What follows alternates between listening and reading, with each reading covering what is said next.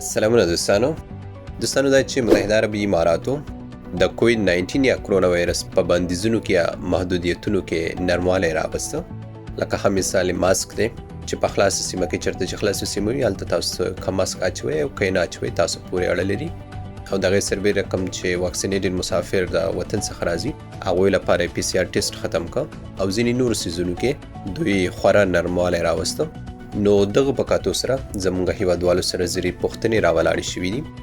نن ماته زیات میسیجونه راغلل، هغې کې دوی پوښتنه کوله چې موږ د ماسک مخالفه اخیستې ده یا مو د فاصلې مخالفه اخیسته ده یا په موټر کې زیاتو کسانو مخالفه اخیستې ده یا ځینې نورې چې د کووید 19 پورې تړاو لري.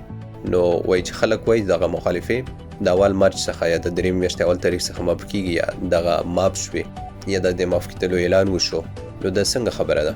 نو دوستانو زه تاسو ته ووایم چې تر اوسه پورې متحده عربي امارات حکومت دې باره کې هیڅ کوم نوی اعلان نه دی کړی.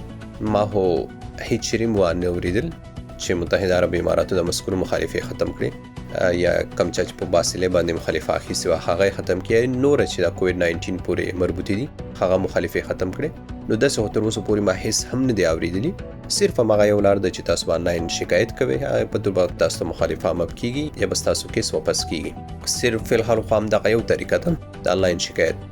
نور تر اوسه پورې متحده عربي امارات حکومت دې باره هیڅ کم نوي څه نه دي ویلي. که بیا هم څه وي انشاءالله زه تاسو سره شریکوم، خو تاسو ځانونه ځینې خبرې مه جوړوئ چې د مخالفې معاف شوې د مخالفې معاف شوې، داسې هیڅ هم نشته. که وي انشاءالله دوی حتما دې باره کې رسمي اعلان کوي، نو بیا انشاءالله چې رسمي اعلان وشي هغه زه لازمي تاسو سره شریکوم.